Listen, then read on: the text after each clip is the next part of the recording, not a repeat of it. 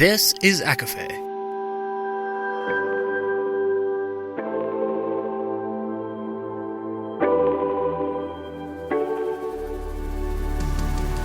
Laura Marie and Jessica Marie proudly present A Court of Fandoms and Exploration, a podcast. Fair warning, everything the hosts say is explicit, full of spoilers and adult content and shall not be used against them. They have opinions. Let's try not to drag anyone for expressing themselves and just have fun for an hour. We all deserve it. This episode does not contain any spoilers outside of My So-Called Life, but does mention The Mortal Instruments, The Little Mermaid, and Euphoria. For full list, please see show notes.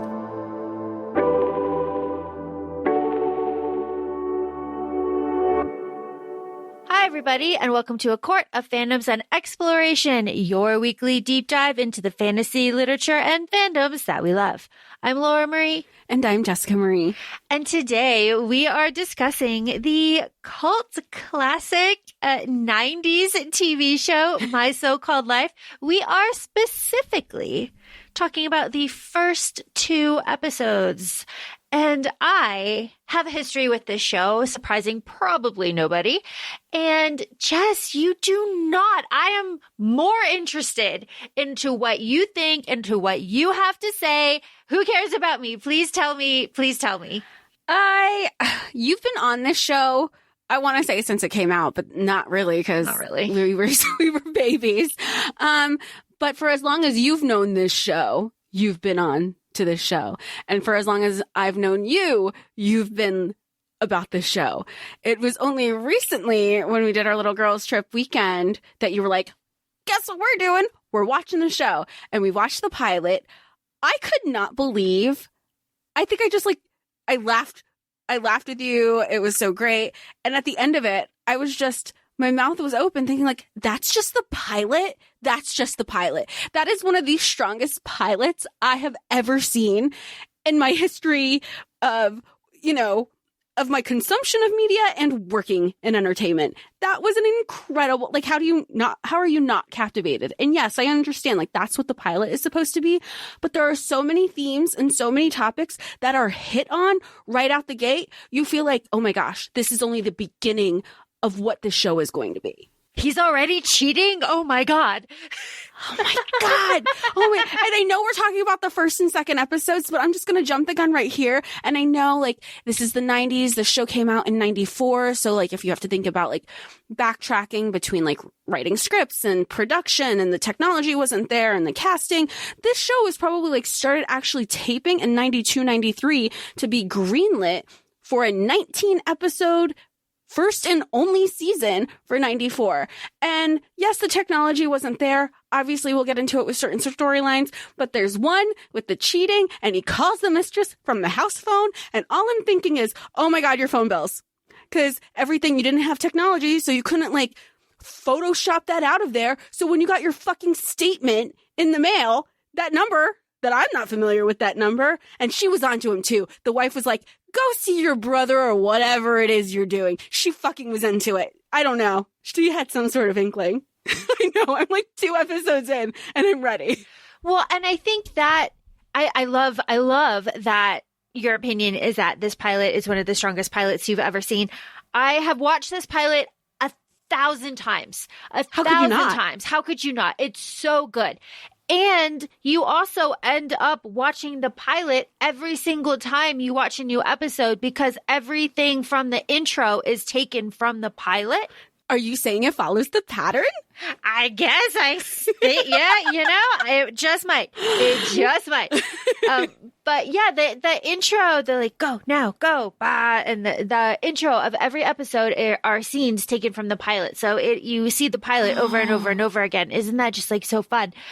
So it is shocking, Jess, as you have alluded to, how much is covered in this pilot. It is, you get very seamlessly friendship transitions, high school, family dynamics, parental dynamics, independent of you, and then the one-liners that Angela throws out is just like it's just like teenage poetry, right? Like it's good, it's bad, but it's good. you're just like, and you're cringing in these situations, because some of the situations, I know we were watching the pilot and I was just like, no, that couldn't be me. I would immediately thinking of the first house party she's at, her crush is at, falls in the mud, and she stays. Oh my God. Braver than I. Braver. And you want to know something? I feel like you could have worked around this maybe by getting like quote unquote thrown in the pool, something to soften the blow of landing in the mud in front of your crush. And he's high as a kite because he doesn't even know what day it is. This doesn't feel like a Friday, because it isn't. Well, Jess, you bring up the crush. We haven't said names yet. Can you give me like who some of these main characters are in these 2 episodes? Yeah, we have Angela, who's played by the one and only Claire Danes. The one and only Claire Danes. We Juliet. have her. Yes. We have her childhood friend, Sharon, and we have her new, I don't want to say best friend, but the new friend that she's been hanging out with, who is Rayanne and Ricki. Then you have her like neighborhood friend, Brian. And we have her crush, Jordan Catalano, again played by the one and only Jared Leto. The infamous, one might say, Jared Leto. Jess, you said this to me before we started recording. Did I have a chance in hell? I mean, this feels like Drive Me Crazy all over again, because that man came on the screen and I was like, oh, if I think he's like cute with these baby blues and just walking being him, I was like, there is no way. Laura had like even a second.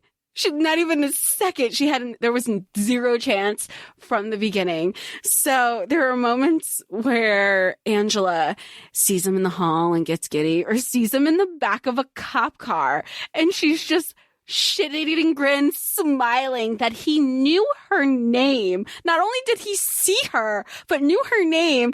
And you're split because you want to be mortified, like your crush just saw you in the back of a cop car. But also she's in this transitional point of her life thinking like, he sees me, he recognizes me. Is he also going to think I'm a little bit of a badass because I'm in the back of a cop car? It's all over the place. Feelings are big, and they're still super relatable today. And Angela is 15. And they're all 15 except for Jordan, who's been held back twice. So, but he's there. Okay. Obviously, I love this show. Jess, I think you are very passionate after 2 episodes. I think yeah, what the hell? But that's good TV. They don't make them like they used to. They don't make them like they used to. They really don't. There is more covered in this pilot than is covered in like seasons of like episodes of filler and like other stuff. Like it's just so good.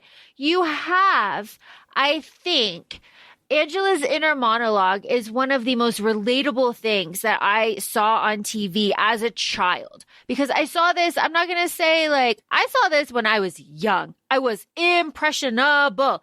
So it was wonderful to see this, like the dinner in the pilot, where Angela's just like, I can't make myself eat a well-balanced meal in front of my mom. It means too much to her. Lately, like I can't just like look at her without just wanting to stab her repeatedly.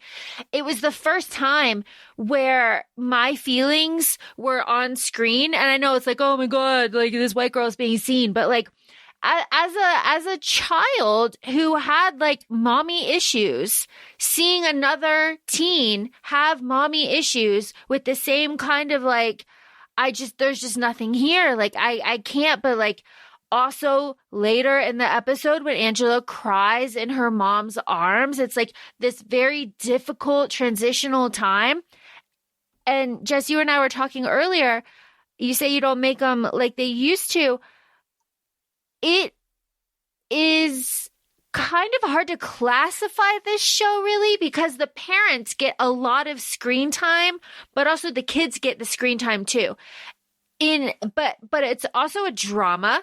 Like it's not funny so much. I wouldn't even consider it a dramedy. No. No, we're not laughing so much, really. It's and especially, you know, no spoilers, but like later on in the series, it gets a little bit more serious. And I think that one, it's one season and it's a difficult show to find an audience for, to find a placement for, to find a time slot for. And two, it doesn't have like a I'm going to say gimmick. It doesn't have like a sensationalized like thing to kind of like pull you in. These are just like suburban white people living their life. And that friendship that blossoms and that is shown here is shown doing everyday, regular, mundane things, which is something that we talked about in our female friendships episode. And I think that the friendship transition here that happens in these first two episodes between Angela, Sharon, and Rayanne, because Ricki kind of is like a package deal with Rayanne, who also dipped at the first sign of trouble. Like he was just like, hey, I gotta peace out. Cops just showed up, which I also get, but to the other extent, I'm like, your friends were just being like trigger warning, sexually harassed, sexually assaulted, and your first concern was like, I gotta go. Meanwhile, Claire Danes, Angela jumps right into it saying, get the fuck off of my friend. Well, that is just the perfect, you're just so perfect. You're just so great. Okay. Okay. So after that scene, right? Angela's, okay. No, let's back up a little bit. There's just a lot happening. I'm sorry. No, we want to cover it all. Yeah, we want to cover it all, but not really. Because, you know, watch this show. It's on Hulu. And is it? I watched it on Prime. Yep. Hulu. And here's the thing. Okay. So Angela and Sharon have a friendship breakup. They have a friendship breakup in the bathroom and they both cry, and it is hard to watch that and not feel emotional about it because, well, this is just me, I think, I statements. I've had a lot of friendship breakups where I haven't gotten that closure. Yeah. And I do think like everyone in a friendship breakup does want to know why. And you know, Jess, you have said that I'm good with like confrontation. I'm good with like, you know, kind of asking the questions. Maybe it's because I was influenced so fucking young with Sharon being like, what did I do?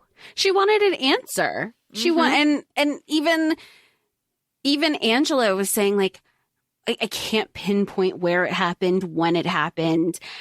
I wish I had an answer for you. It's not one thing, it's a million little things. And you know, Sharon in that point was like, well, if I was such a terrible fucking person, why didn't you tell me? If we were supposed to be like these, like, why didn't you call me out on it? Like, I don't want to ruin our friendship, but also, fuck you, you look like shit. Because I know you're upset about that. And that's like something you're focusing on right now. You're changing everything that who you are, while at the same time Angela's having like this internal existential crisis of like, what is life? Who are we? Are we really who we are, or are we just mere projections of who we think we're supposed to be and are expected to be? Which is also like deep. Well, and that's the yearbook, you know, that's the whole yearbook conversation that Angela has with the yearbook teacher. When she quits yearbook, she's like, we're so focused on like what's going on behind us, but what's happening right now and the future. And we all like agreed to have personalities, but like, why? Angela's one-liners are cringy good. School is a battlefield for your heart. Preach it, Angela. Preach it, Angela. Oh my God. Like, it's just so good. You are so beautiful. It hurts to look at you. Okay, let's talk about that. Okay. I love this. Obviously, I love this. I love the mirrored thoughts between mother and daughter without either of them knowing it. because this whole concept of like, it hurts to look at you comes from Jordan putting eye drops in his eyes all the time. He's closing his eyes and he's like, oh my God, he's, and Angela romanticizing that and being like, yeah, I would love someone to say like, you are so beautiful. It hurts to look at you. Meanwhile, Angela's mother, who is also having like a crisis of faith in her own like way, is saying to her husband, cheater Graham, that Angela growing up and going through this transitional stage is so different. She looks like a stranger. It hurts to look at her. And so it's like, right? Like it's, we love it. They don't make them like they used to. No, I feel like we're so old just saying that. But they don't. And it's bittersweet watching those mirrored moments between Angela and Patty, her mom. Not even necessarily between them, but it's also like the self-awareness that's there, because she even says to her dad, she's like, I know she likes you more. She prefers you more. And then you have Angela and her internal dialogue. She goes, I love when my dad like does this thing and he always listens to me and he reheats food better than anybody reheats food. So that relationship that is there too. And then Angela sees him with another woman at the end of this episode, and then hears him speaking to another woman at the end of the second episode. And she has to like live with that. And what was something that you told me when we first watched the pilot? You go, and Brian, her neighborhood friend, was there when she first sees it. And it's not something that she can hide from. It's not something that she can be in denial of. It's not something that she can kind of gaslight herself into thinking it isn't what she saw. She knows exactly what it is, because even if she was thinking, because she never saw them kiss, she never saw them be physical, but she know that her dad lied because he said he was going to his brother's. That whole situation I thought was weird. Just for the mom to be like, you already saw your brother once this week. Like, oh, okay. So now he wants to see his brother twice. That was my whole thing. But there was no running from it when Brian was there with her. And then even if she had compartmentalized it, forgot about it, pushed it away, here he is in his phone line kitchen, tethered to the wall, talking to the person, re-solidifying, oh, that is exactly what I thought I saw. It wasn't just a friend, because here he is telling her on the phone line, I can't do this. I can't keep having this emotional connection with you, because that's what it was. It was an emotional affair, thus far. I'm only on two episodes in. Yep. And in episode 2, Neil even says, like, you're such a cliche. Like, don't do it. Like, you haven't done anything that bad yet, and you're acting fucking weird. You went ballroom dancing. You're acting fucking weird. What are you doing? It's good. Like, it's good shit. Good shit. And also too, I just finished The Mortal Instruments, all 6. So this is very like Isabel coded with the parents, like very Isabel coded, just kind of reversed. So interesting.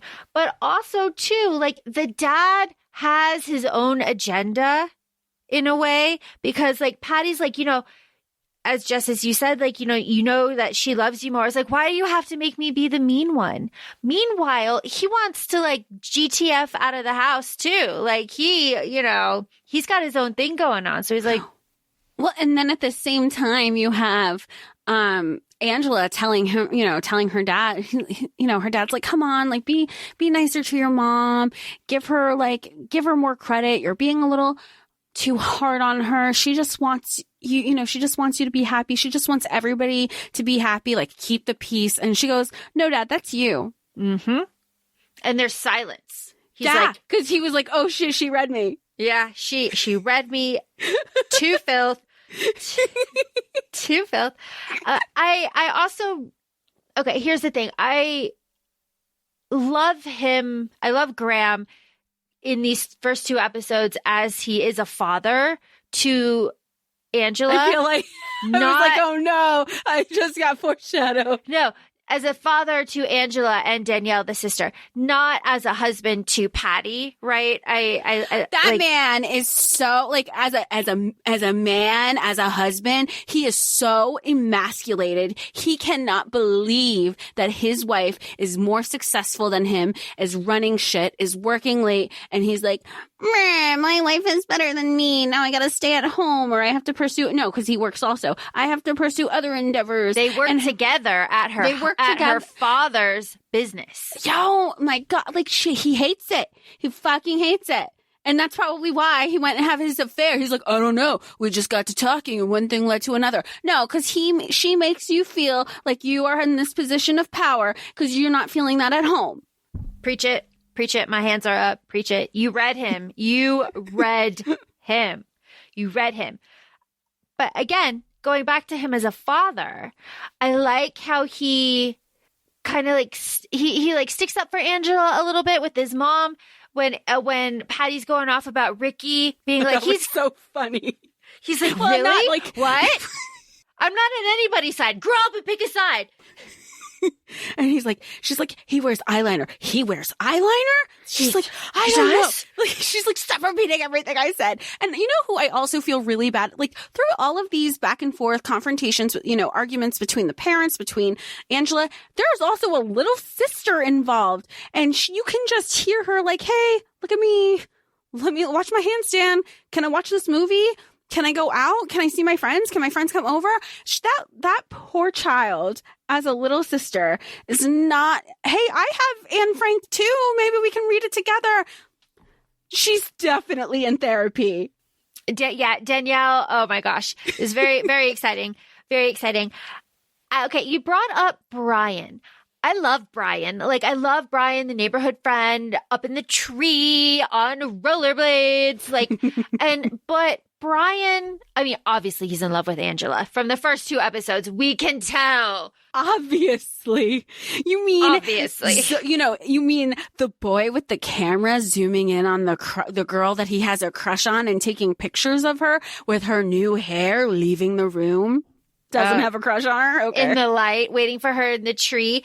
But the thing that I love about Brian, especially in the first episode, because we'll get to the second one in detail in a bit, but in the first episode, when Angela is changing outside, he's like, you're breaking like 1,000 different laws. Like, what are you doing? And he gets like progressively more like, you're not stupid. Don't act stupid. And Angela's like, everything's an act. Like, cringy one-liners that we love.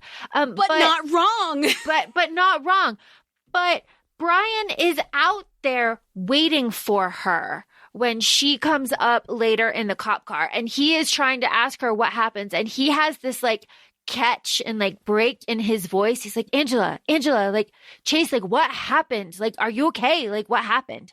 As much as he's in love with her, I will say, like, when he's waiting for her, it's definitely not in a creepy way. Like, he's like worried for her safety. Yeah, exactly. And he sees her in the cop car and he's just like, oh my God, like, oh my God. Like, and then it goes to episode 2 with Brian. But I really want to touch on Rayanne here. Yeah, we haven't even gotten into the Rayanne of it all. Okay, so especially in episode 2, but we can see glimpses of what is going to go sideways with Rayanne in episode 1, because when Angela steps in, when the boys, they're men, when the men are getting handsy with them and Angela steps in, there's pushing and everything and yelling, Rayanne gets angry and she pushes Angela and she says, no, I take care of myself. Like, I take care of myself. And she throws the bottle. She's mad at Rayanne is mad at Angela, not at the people who assaulted her. Yes, because it's like this, it's this complicated feeling that Rayanne is having. And I feel also that that's also a hint into her personal home life where it's like, I can take care of myself. So you're already like, that's just like the surface level of, so you're not being taken care of in other ways, that you are able to stay out late and nobody knows. Like, because clearly Rayanne does have more freedom than Angela does. Yeah. And Rayanne's mom wasn't home. You know, and Angela made the point, like, of course her mom is home. She's not just like she doesn't just let her like run wild. Like, of course. And then to have that stark reality hit you in the face, like, oh no, she wasn't home. Huh. But I thought we knew that though, because that was like the whole gimmick that Angela had to tell her parents. Rayanne's mom is home. They knew that because Rayanne was like, oh, it's not an issue. My mom's not going to be home. We'll totally get, here's the logistics, which I know is something you love, like having, especially, but again, like the technology wasn't there. There was a place, there was a time. These are like the logistics that are involved. Here's how you're going to get from point A to point B and everything that it encompasses. Mm-hmm. Tito's going to pick you up. We're going to do like a roll-in pickup on the street, like hop in the car. Like, we love it. We love it. We love it. Now, Ricki says to Angela after Rayanne has her angry outburst, like, don't worry, she will not remember any of this. She blacks out when she drinks. Now, here's my point.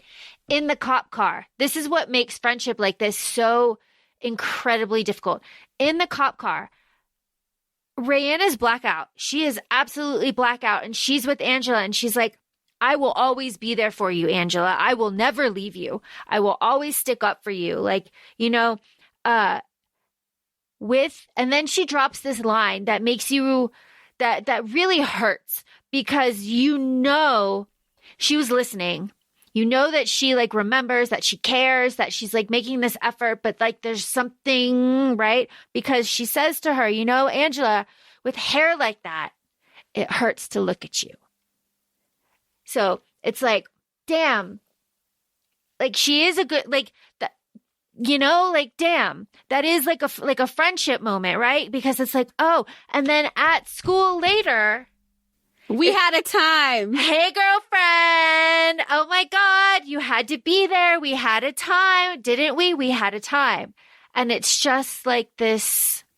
It's so interesting too, because it's like in those moments, Angela was like, girl, did we? You were there. But it also ties into, and again, like this is all after we had our female friendships episode where we talk about friendships not being linear. And sometimes there are some red flags in friendships that we're not necessarily picking up because we want a closeness. We want a sisterhood. We want somebody that feels like, oh my gosh, they see this part of me, not from like, in a way, Sharon has compartmentalized her as this childhood, young, specific type of friend. And here's this whole new, different friend person that sees a different dynamic of me.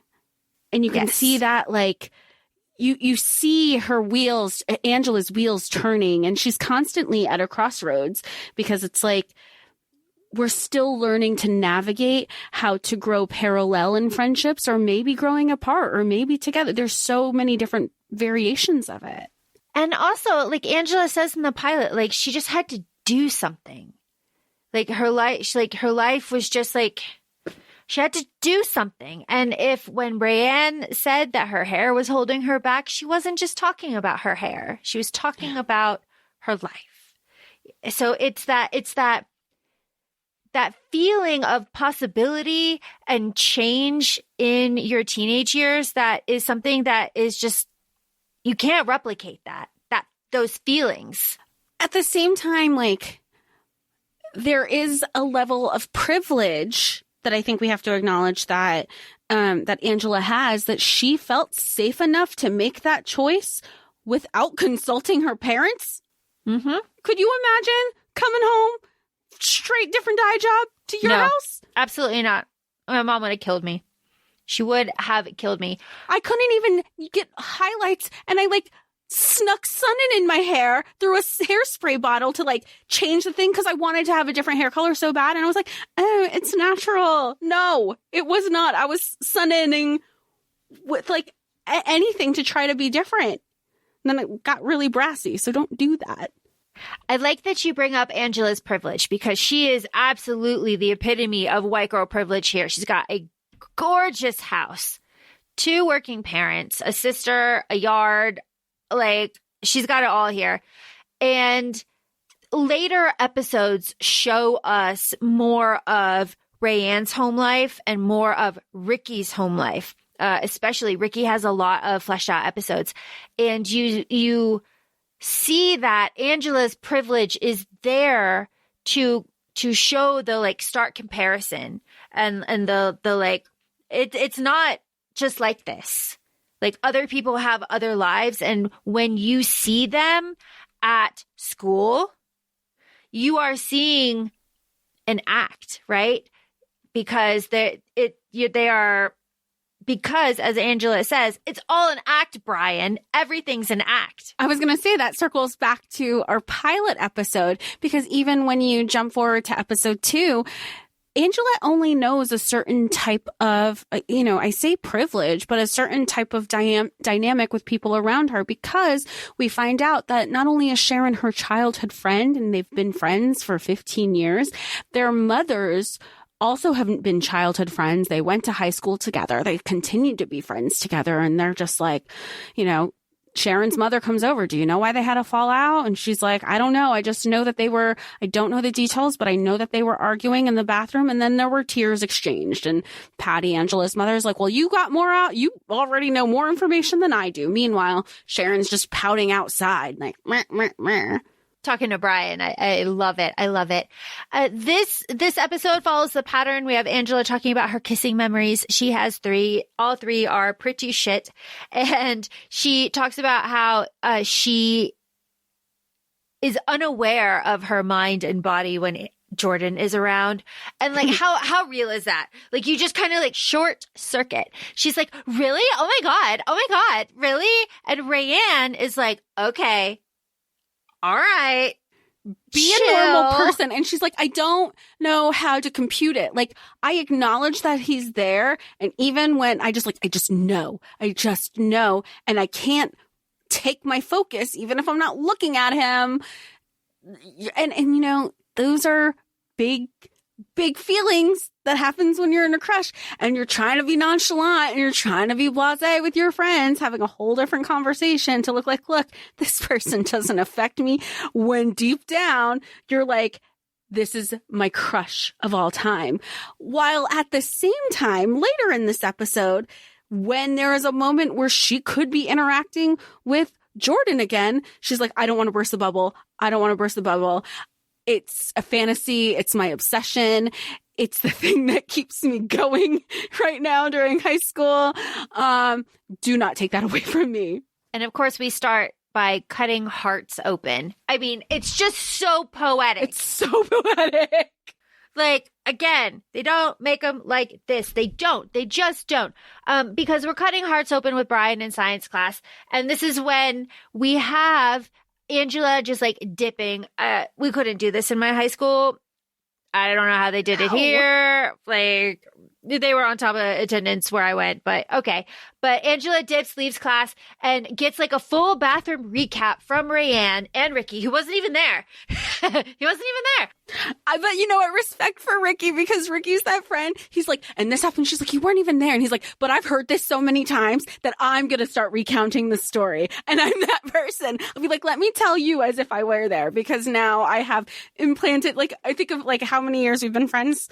And we, like, I know stuff from your high school. And I'm like, oh, is it that time? As if we went to the same high school. And you talk about friendship. This is, again, another example of this complicated friendship with Rayanne. I say complicated because I'm teasing what happens in the rest of the 17 episodes that happen. But Rayanne notices that Angela has a thing for Jordan, first of all, and says, like, Ricki, we have to help her, right? And then sees an opportunity to say, like, hey, Jordan, hey, could you get my girlfriend Angela a fake ID? Like, she needs it. And he's like, why doesn't she just ask Tito? Creates a little flourish, a little interest, right? Is my girlfriend, is my girl. She's French. Long story, right? The French thing, I was like, this just like goes back to our lie better. I was like, out of all the things, you know, they're going to cross paths at some point. It's like, she's French. She's like, he's like, really? And she gets confused with certain words and she just didn't know how to ask this. Like, the way it's concocted is kind of obscene. That, though, is important later. Very important. Later in the series or later in this episode? Later in the series. Oh.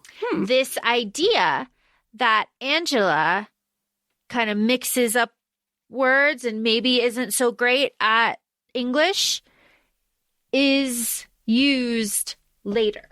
So, everything for a reason. Everything for a reason. Interesting. I know. We're all teasing here. I love, though, Rayanne sees the opportunity to set up her friends. Is like, yes, Brian comes later and is like, yo, Chase, like, you're hooked in this extra credit project with me. Come over and fucking work on it. Like what the hell? And Rayanne is like, opportunity. Yeah, like, my parents won't be there. Come over and work on the project. Opportunity.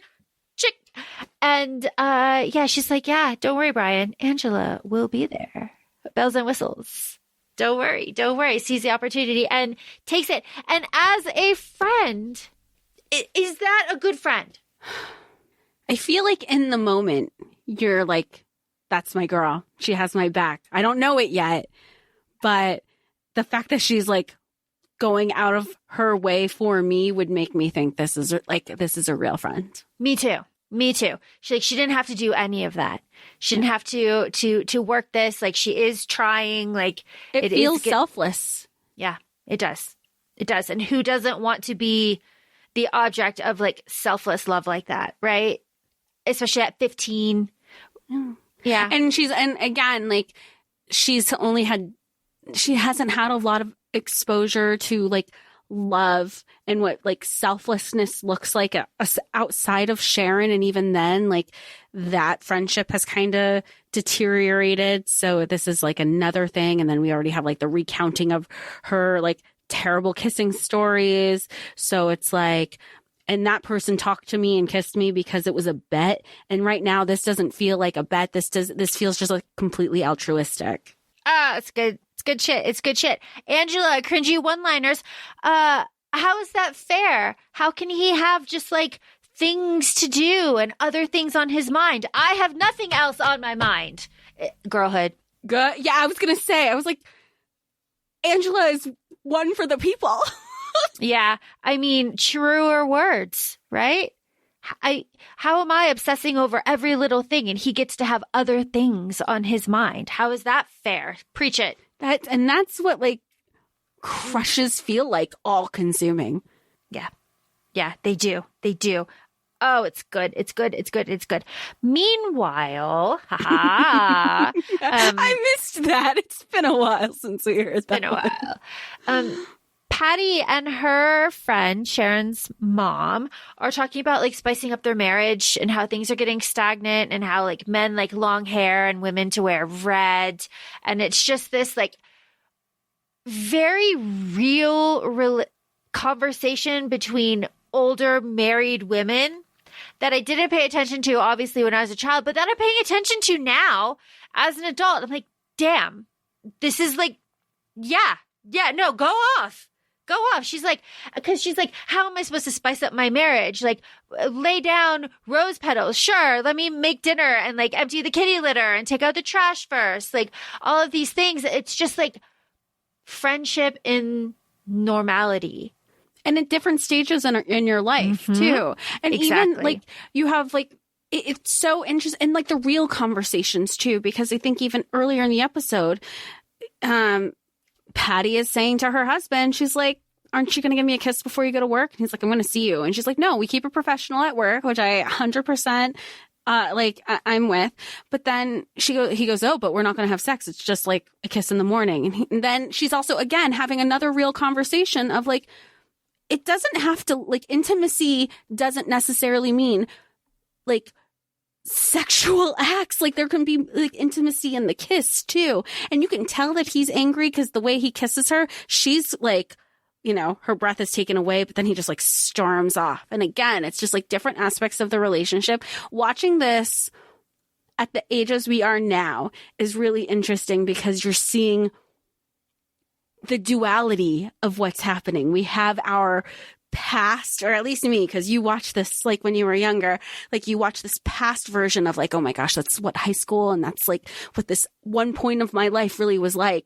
And then you have like where like the adults are now, and you're like, that's also very, very real. And having those conversations that I don't know, it's really interesting to watch this now. I feel like this is like that you know, when you're watching The Little Mermaid and you're like, shit, she is 16. She is just a child. You are just a child. Daddy, I love it. Shut up. All right.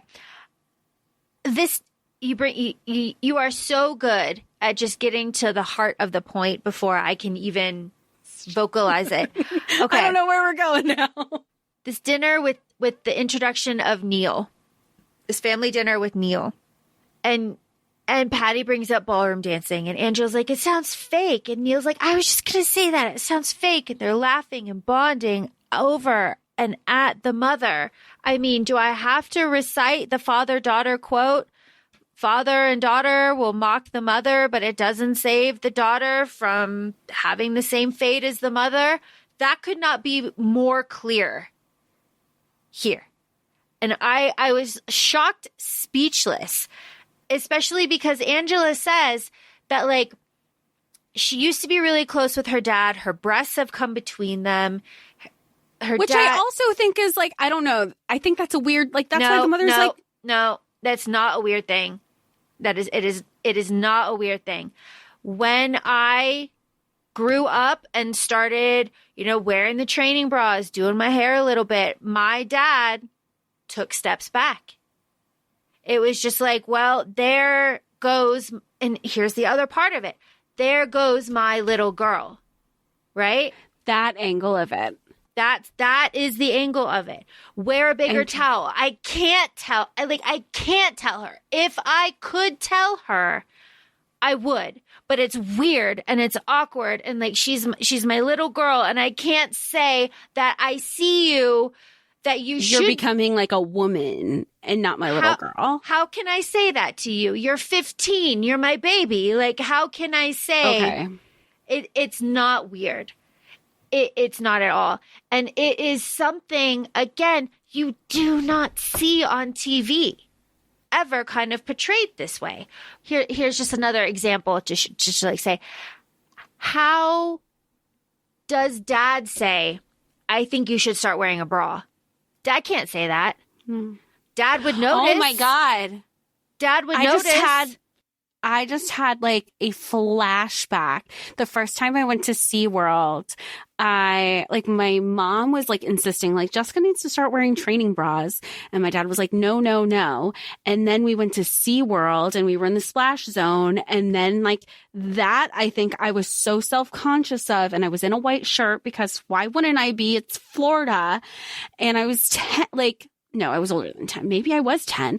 And I just remember that was the moment that I think he had that, oh, Jessica does need training bras. Right. Oh, my God. But who told you?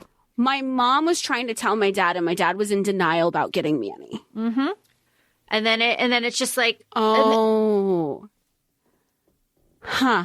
And it's not in like a weird way. It's like. No. Oh my God. It was. Yeah. Oh, my God. Oh, my God. It's one of those. See, okay. It's totally different. And so that struggle of redefining, and that's the other thing, it's like redefining your relationship with your parents, which is what Angela is going through with both her dad and her mom. And both her dad and her mom are redefining their own relationship with each other. So it's just all of this change and all of this turmoil, which is just like, represented by hair, obviously. Each of them are going through their own hair. I mean, and even Patty, Angela's mom, she's like saying like, I'm thinking about changing my hair. What if I do something shorter? And Angela kind of Mom, just because I changed my hair doesn't mean you have to change your hair too. Mm-hmm. And hair is very symbolic. Yes, it is. Hair is very symbolic. Jess, you and I were talking about a book that I had read when I, again, was a child. And this character is talking about how French women have a word for when they cut their hair in a big dramatic thing. They usually use like big red scissors. It's like there's a word for it.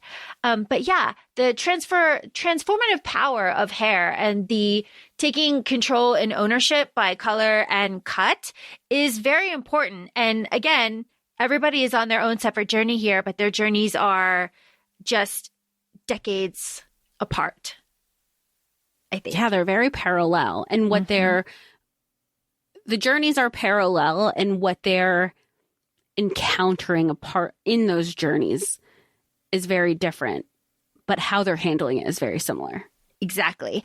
And then we have Neil after this dinner being like, oh my God, like you and Patty are like the happiest couple that I know. And Graham's like, whoa, we have problems. Whoa. And Neil's like, sure you do. Bye. And that's when, but he was also like, fix it. He kind of calls him out. Like, first it was like kind of selfish. He's like, y'all can't fuck it up. What am I going to do? Like, you're my new parents. Like, what do I do for the holidays? Where am I going to sleep? Who's going to feed me? I'm the little brother. But then when it got deeper, his little brother was definitely like, fix this shit. Don't fuck it up. Mm-hmm. Don't fuck it up. And he angrily... He's going to fuck it up, isn't he? He's going to fuck it up. Oh, yeah. Real hard. And then Graham comes in. He's angrily like, yes to dancing. I said I want to do it. Which, red flag, but she's just excited, right? She did say, she was like, really? Only if you want to. Only if you... I'm not making you do that. And he's like, I said I'll do it, so I'm going to do it. Mm-hmm. Okay. Just to close out that storyline, they are terrible dancers. The dance teacher says that they should dance with other people.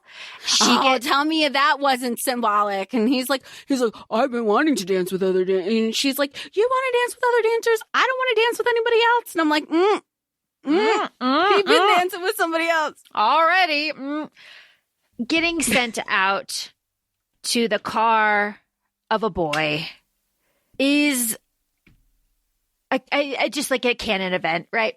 It's just a canon event. Not just really the car is. to a boy. It is the car to the boy you think is cute, that you think is you're kind of crushing on a little bit, and you're in a place that you're like kind of supposed to be at, but like not really. Like you're like your friends are. It's like it's all there. It's all there.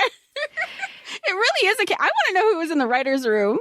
This is a canon event. It is. It's just so good. So what is going on? Angela is over at Brian Krakow's house to presumably work on the experiment, but she invited over Rayanne and Ricki so that Jordan could give Angela her fake ID. So Rayanne and Ricki show up. They go inside, send Angela out. This is what you were talking about, Jess, where it's like, and Ricki is so funny. He's like, an obsession. It's an obsession. You're talking about an obsession. And Angela's like Ricki. It keeps me going. Like, I don't have anything if I don't have this. Like, I sometimes I would rather have the fantasy. What if, this is like the what ifs. And Ricki's like, I totally understand this. I love Ricki. Preach. Don't you love how he leans? Jordan's car. Jess, you and I guess all of us, this podcast, have talked about maybe third place. Oh, cars are a third place. There was a time, I think it's less so now because there's just cameras everywhere in like parking lots and streets and stuff. There was a time where your car, especially in high school, was a third place. Your car was my third place. Yeah, my car was like definitely a third place. Your car was the third place. But like other cars were third places too. And Jordan's car in this situation is the third place. And Angela has a whole experience in this third place. Okay, talk us through it. Okay, so she comes out to the car and at this point, Jordan thinks that Brian's house is her house because there's this whole scene, there's a lot of things that led up to this. So she says hi. They're barely talking. And and Jordan says, get in the car. And at which point Angela's like, look, I can't get in. I can't go anywhere. And he goes, I didn't say we were going anywhere. I just said, get in. She folds immediately, as I think many of us would, and gets in the car. And they are just sitting. I don't even want to say talking. And he eventually just kisses her. There's no lead up. And she pushes him away. And she's like, yo, back up. You have to work up to that. Yeah, she tells him we have to work up to that. And he does it again. And she goes, I haven't even said 8 sentences to you. It was like, good for her. And a follow-up good for her where he was like, how old are you? Okay, Mr. Held Back Twice Jr. And she's like, I'm 15. He goes, you act younger. And she again, like, this is where all her fantasies are like, you are not my fantasy at this point. Because she was like, bold of you to say who I am and how old I act and what I act like because you don't even fucking know me. So who are you to judge me for anything? And he gets put in his place. Now, like, it leads up, like, his flannel's touching her. They're sitting next to each other. There's awkward silence. And she's like, shit, now is the moment I want him to kiss me. And he leans over just to open the door. And she's just like, fuck. She's like, you could have killed him. Real. So real. And also, the like hyper fixation on like his sleeve was touching part of my elbow. Like I remember that. She's like, I remember that. She's like, I don't even think he knows what's happening. I don't even think he knows his forearm is touching my forearm with his flannel shirt. Yeah, but like those are such big feelings. Like, oh my gosh. But he says here, he's like, you know, today's just been like one long thing that makes no sense. Because the theme of episode 2 is like pressure, right? Everybody's under like all of this pressure. And the mouse is under pressure. That's why Rayanne is like, what is the point of all of this? You're measuring pressure. Like, why? And he's like, for extra credit. He has no reason. It's just bullshit. Honestly, like, you know, Brian's a straight A student. I know it in my heart. I haven't seen his report card yet. I know it. And I get Brian's stress of doing the extra credit project because that extra credit is that extra cushion that you get. Like, even if I do fuck up, there was this opportunity because, you know, you had those teachers who are like, well, I offered extra credit earlier in the school year and you didn't take it. And now you want it. No, just always take the extra credit. I'm sorry. I'm still like neurotic about that. We're working on it. And I just love Brian. So much. Like, he's on rollerblades. But Brian comes out a little bit later and Jordan comes back. Like, bless Jordan. Bless these gorgeous boys. Like, with the fake ID. He's like, make sure she gets that. And Brian's like, I love this part. Shouldn't improve. She needs to be 21, right? He's like, yeah, why? It's like, well, according to this, she was born yesterday. He's like, just make sure she gets that, okay? He's like, what are you doing here? He's like, I live here. Like, yeah, he's like, you mean Angela doesn't live here? He's like, no. He's like, is she even French? It's like, what? It's just too good. And he like drives off. Brian's like, what the hell? I love, though, I mean, we're talking about friendships. Like, it is established early on that Brian and Angela hung out all the time as kids. She says, like, his house still smelled the same. It was still laid out the same. Like, it was comforting, but also like annoying, just like Brian. I have a question. I don't know if I want the answer. You probably aren't going to tell me because we hate this trope, but I'm very curious if they end up together. They do not. They don't. Okay. They do not. I feel like if they were, you would have been like, I'm not going to tell you. Yeah, they do not. And it is. But I also like platonic opposite sex tropes too. It is not platonic. Oh. Well, I guess it was never platonic because Brian's always liked Angela. Yeah, and it stays that way.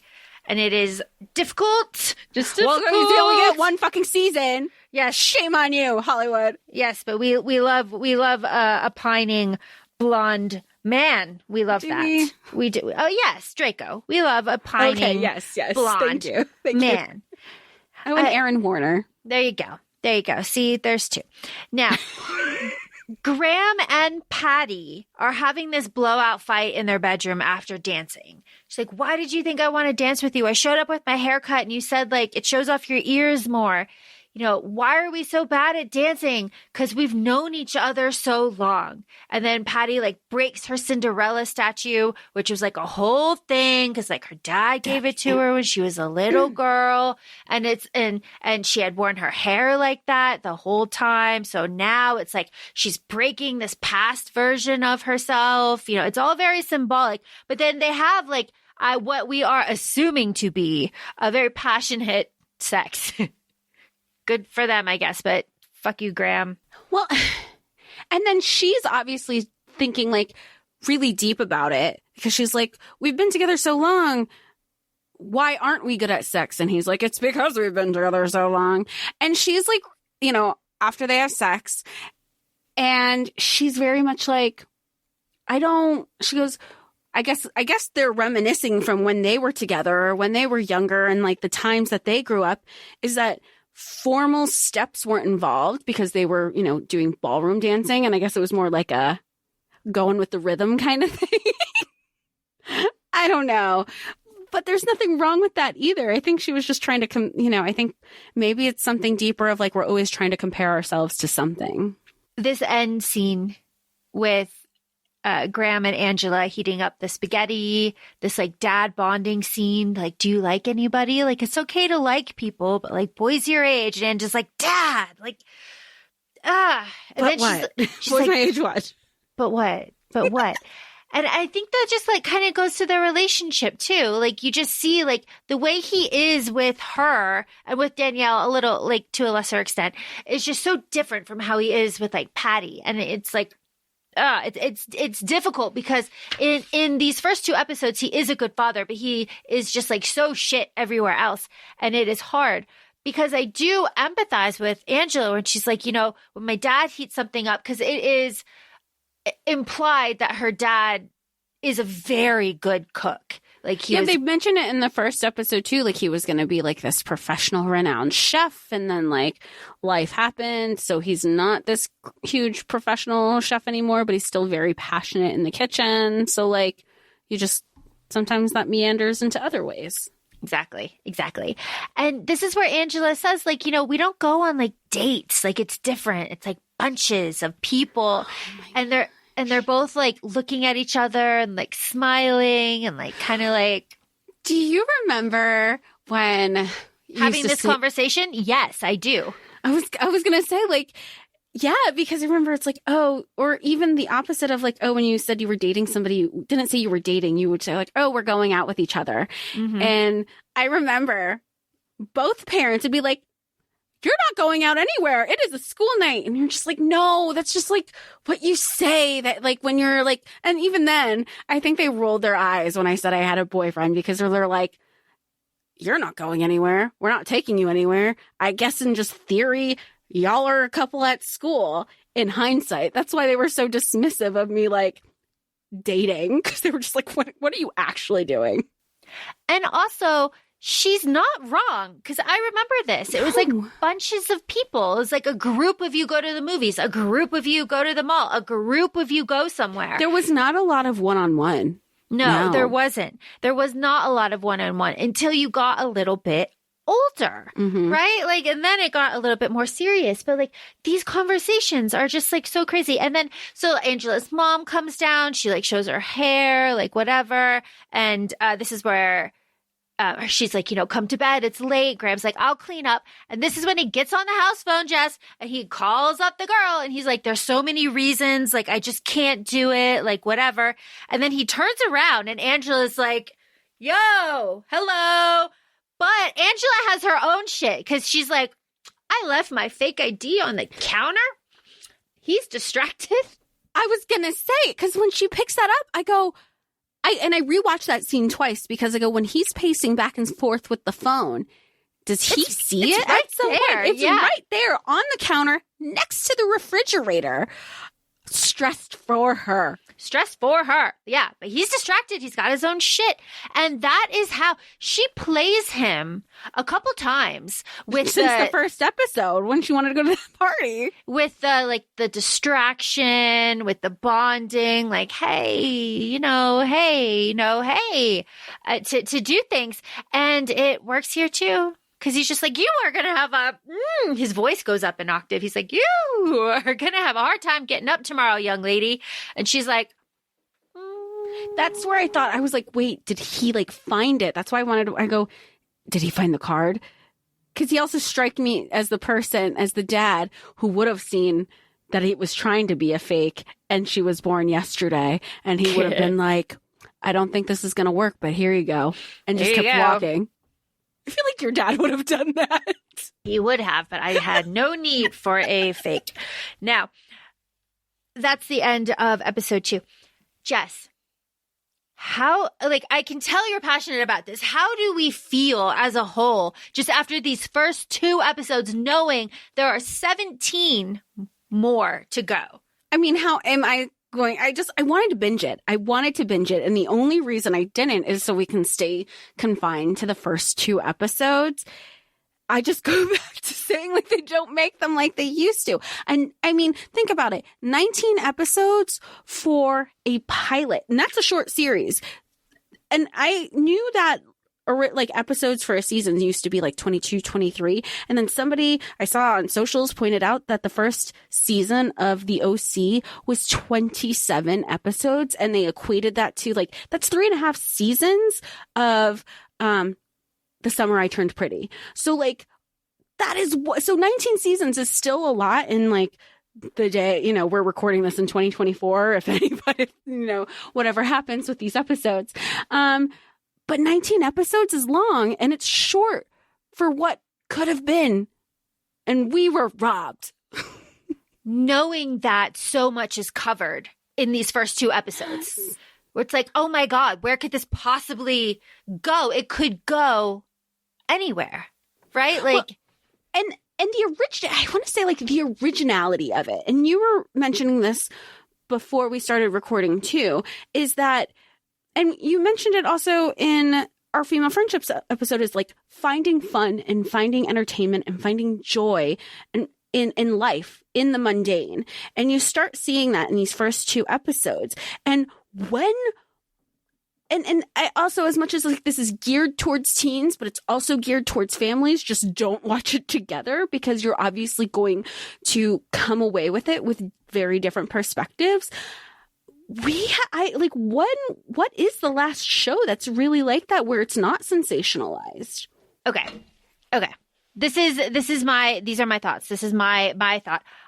And it's kind of an answer to what you're saying, but I'm sure people will disagree with me. That's fine. Just tell me your answer. Tell me what your answer is. Let's see if it's better.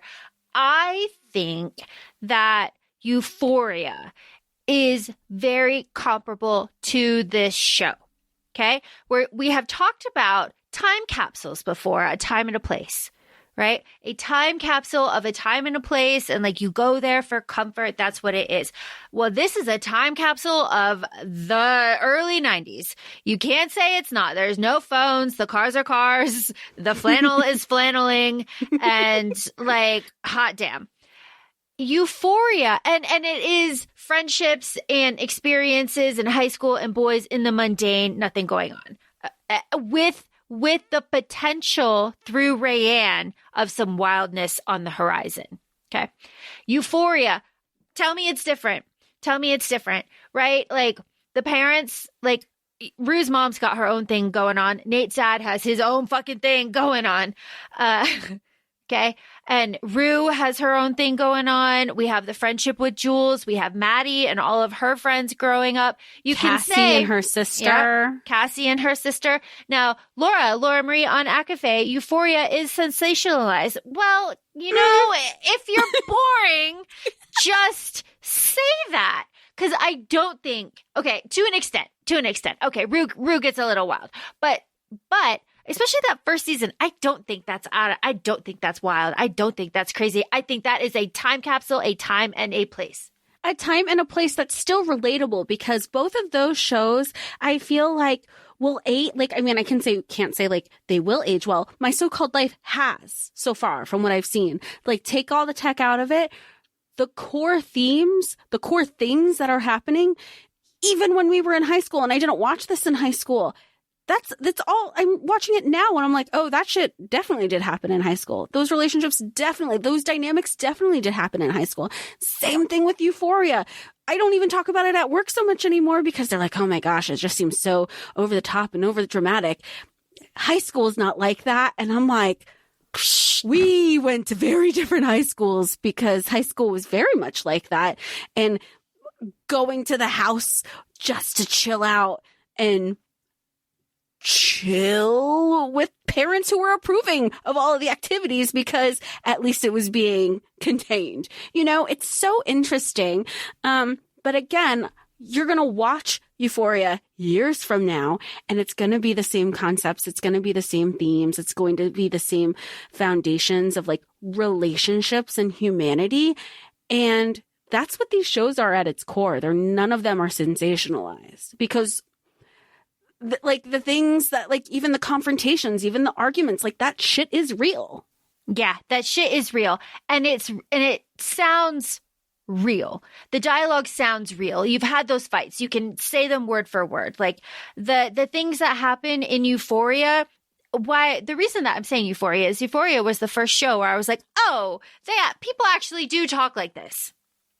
They actually talk like this because if you pay attention to like other scripted shows, they don't leave in like, that's not on script. Like isn't on script. Like, I don't know, just like we're talking. That shit isn't on script. They have like words. Those filler words are not written on script. If they're in something, it's like added, right? So My So-Called Life is a ton of like we're putting our hair behind our ears. We're saying like about everything. Euphoria is too. It's not Dawson's Creek. No one talks like that. But like when you find the dialogue that sounds like real life, it is very recognizable. And then you have counter examples like the OC, like people don't talk like that. The Dawson's Creek, people don't talk like that. In a teen family show setting. There. That's what I have to say. With all that being said, feel free to follow us on Instagram. We're at ACOFAE Podcast. We're also both on TikTok, ACOFAE Laura and ACOFAE Jessica. Feel free to let us know what you thought of this episode. If you want us to continue doing episodes on My So-Called Life, I want to binge it. Maybe I will just binge it and then we'll revisit however we decide if that's what y'all want. But thanks for taking the time. Thanks for listening and we'll talk to y'all soon. Bye. Bye.